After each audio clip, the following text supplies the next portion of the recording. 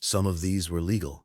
Some were carried out by governments, by courts, by men in uniforms who went home for dinner afterward.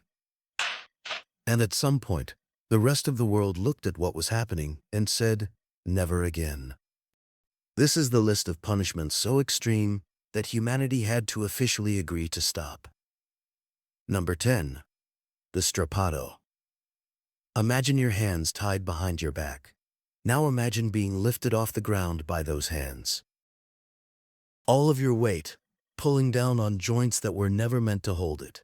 That's the Strappado. It was used across Europe for centuries, in courts, in churches, in rooms with no windows. The goal was confession. The method was simple. Hoist the prisoner up, drop them, stop just before they hit the ground. The jolt dislocated both shoulders instantly. If the confession still didn't come, they add weights to the ankles. Then they drop them again. Some prisoners had their arms pulled fully out of their sockets. Others were left permanently crippled. A few died from the shock alone. The Spanish Inquisition used it. Courts across France, Germany, and Italy used it for hundreds of years. It wasn't banned because it stopped working. It was banned because the world eventually agreed that a broken body was not proof of guilt. Number 9. Pressing. In 1692, a man named Giles Corey stood in a field in Salem, Massachusetts. He refused to enter a plea, so they placed a board flat on his chest. Then they began adding stones, one at a time. He was asked again and again to submit. Each time he said 2 words, "More weight." It took 3 days. He never gave them what they wanted. Pressing, the use of increasing weight to force a confession, was used widely in England and colonial America. The logic behind it was cold. If a man refused to plead, his property couldn't be seized. His family kept everything. So Giles Corey said nothing and died, and his family kept the farm. England formally abolished pressing in 1772. It took that long.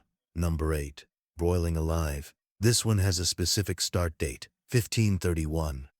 King Henry VIII of England passed an act making boiling alive the official punishment for poisoners.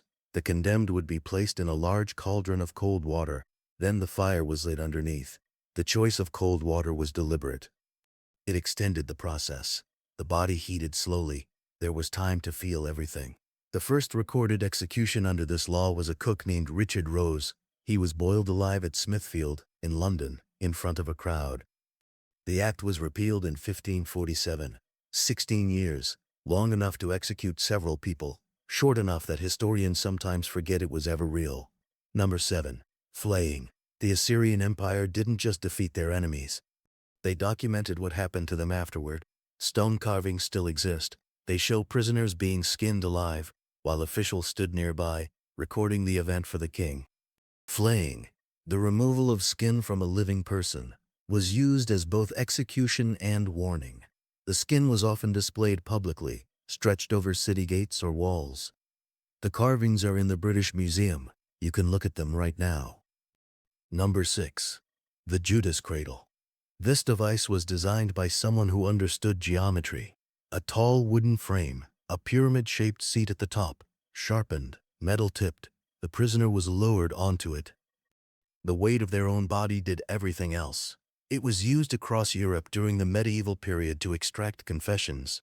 Sessions could last for hours. No executioner had to actively do anything. The fact that it required no one to swing a weapon was apparently the point. Number 5. Sawing. This is the one people don't believe until they see the sources. The condemned was hung upside down, then sawed in half, starting from the groin.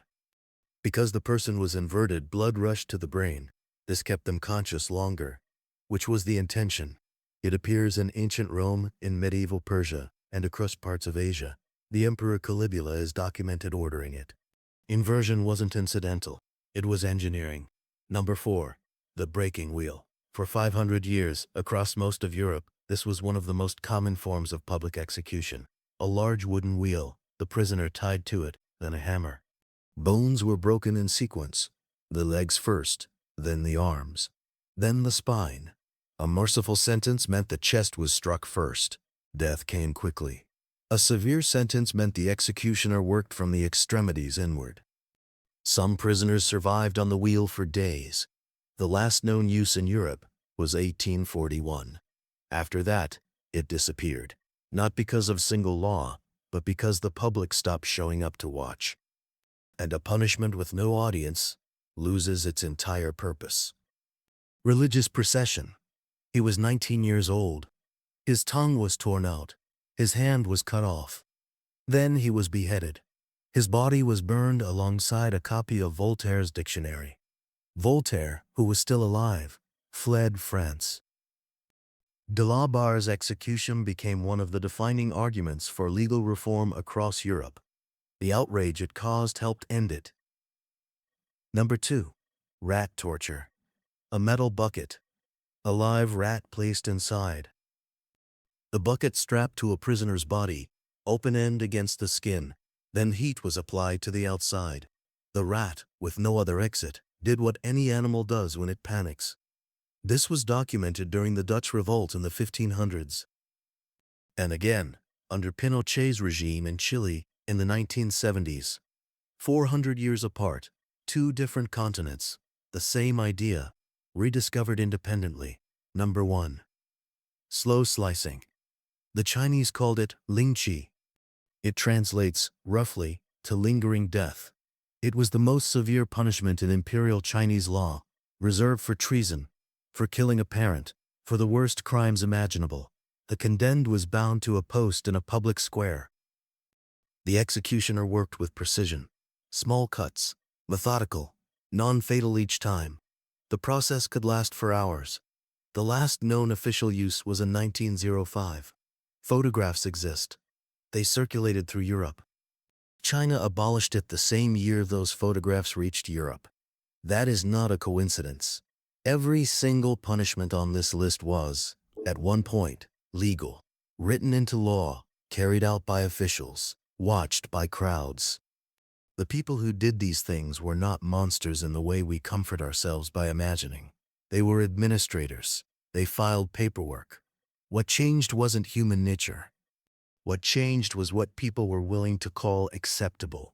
And that line has kept moving. The question worth sitting with isn't how they could have allowed it. The question is, what's on a list like this that hasn't been written yet?